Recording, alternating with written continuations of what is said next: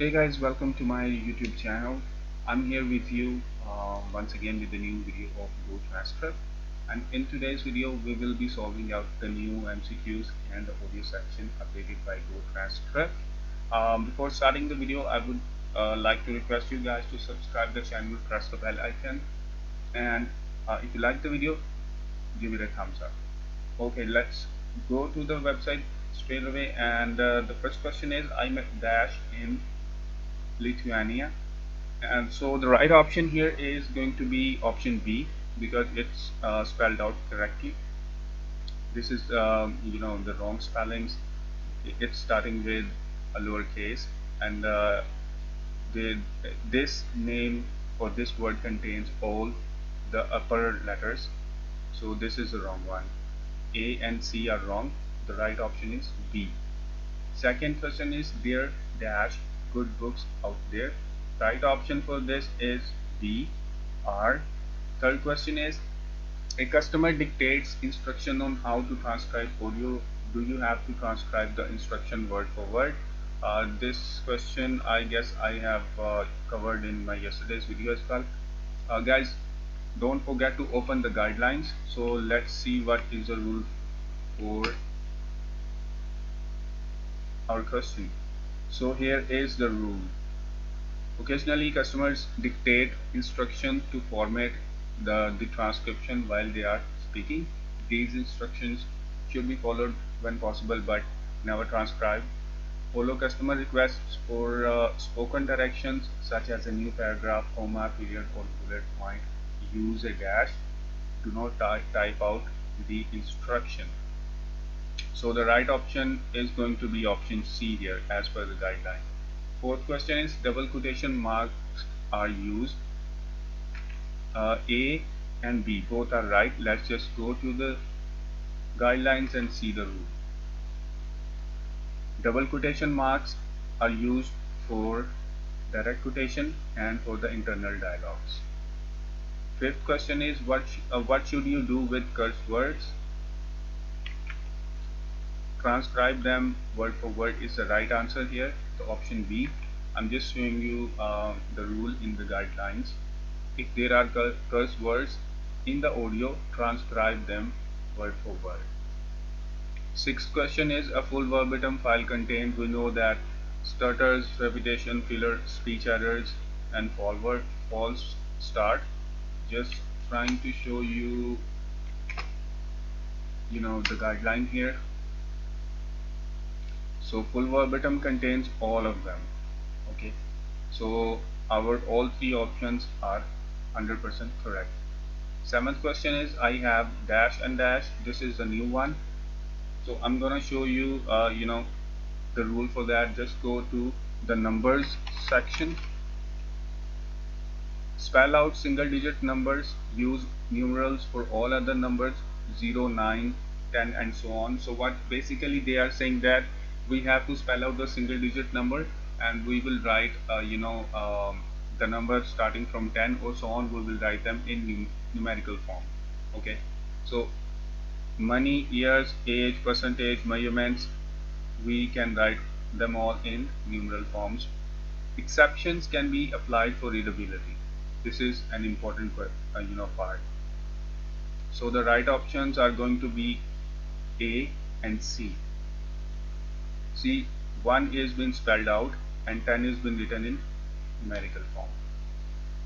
Number 8 question is which forms are not appropriate to use affirmations in full verbatim. Once again, we're going to go to the guidelines.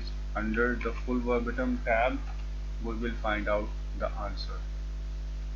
Our answer is this. These are the terms or forms which we can use in full verbatim. Other than that, we are not allowed to use any forms.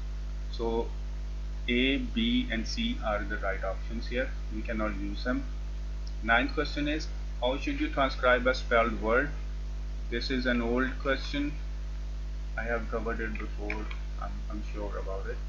So let's just see the rule over here. If a speaker spells a word or a name, for example, my name is Anna, we have to separate that name or word by hyphen or by dashes. So the right option is going to be option C. Last question is, you should write numbers as numerals for age, years, mathematical measurements, and money. E option is the wrong one here. Here is the rule. Okay, as per the guideline, the correct option is A, B, C, D, and F are the right ones. So just to make sure that you have selected the right options, or any option as per your understanding from the questions, as far as you are confirmed, hit this button, and here we go. We have passed this the MCQ section, and now we're gonna listen the audio. Before I start the audio, I would like to let you know, guys, that this transcription is not 100% up to date, though it's up to date like 86 to 88%, but I cannot give you guarantee that using this transcription you will pass out the test. Although it's gonna save your a hell of time, you can just make little changes in it as per your understanding. If you are I'm not saying that I'm better or I'm good. I don't know what I am, but I have done my best over here to transcribe it, and yeah, that's it. I'm gonna play the audio, and let's see if we find any kind of mistake. If you do find a mistake, do let me know in the comment section. This audio is used for the transcriber test at GoTranscript.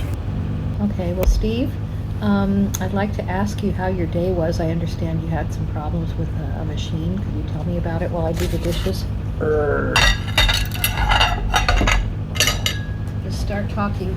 So, well, between the balancing machine, we found out that the load sensors on the left side and right side of both work by swapping the cables. But the indication on the screen still shows no load values in grams on the left side. I inspected the circuit board to see if there was any loose connections on it. That will maybe, it's a current loop load cells that maybe have open connection, but normally it'll show an error. The signal won't actually show you anything. This is trying to show us something, but it's not the correct value. And then coupled with that, the timing on the weight imbalances now is going to show me about 90 degrees off axis from where it should be. So if it's supposed to be 0 degrees, being like 12 o'clock, if it's 0 degrees or 12 o'clock, we put the imbalance weight there, and it shows it at 90 degrees instead of at 0. And if I put the weight at 90 degrees, it shows it at 180 degrees, etc. So there's a definite problem with the calibration on that. So we need to get Hoffman America out there to do a calibration on the units. They'll at least look at it, but since I think the data acquisition board is having a problem, we've actually looked on eBay and found one at a low price, but it's a earlier revision. And it would still need to be calibrated regardless. Let me interrupt you to ask you a quick question. How much do you think that this might cost the company? Well, to get the service tech out, they quoted us $4,000. Okay. And the board might be, I don't know, $2,000, $2,500 on top of the service tech coming out. So talking might be $6,500, $7,000 by the time we're done. Wow. I could buy a nice used Toyota, huh? Yeah, Maybe. you could. Actually, some places you can get a nice car for that price. Yeah. Still working. A Celica or an Edsel. An Edsel? Yeah. Working? Maybe not. Well, we can dream, can't we? To dream, the impossible dream of finding a car that works for $8,000. Well, 9 out of 10 car lovers would love to have an Edsel in working condition, so I've heard from Jay Leno's Garage. But I didn't hear that report. I'm sure I'm not one of the 9 out. I must be the 1 out of the 10 that doesn't to the 9 other people that do. That could be. Well, thank you for telling me all about your day, and I'm sure that the future transcribers of GoTranscript will appreciate it as well. This audio is used for the transcriber test at GoTranscript. Alright guys, that's it from the audio section. Once again, I do not I can't give you guarantee to pass out the test using this transcription. However, if you need the file, I can give it to you in PDF form. You can make little changes as per your abilities and understandings, and you can use that in test.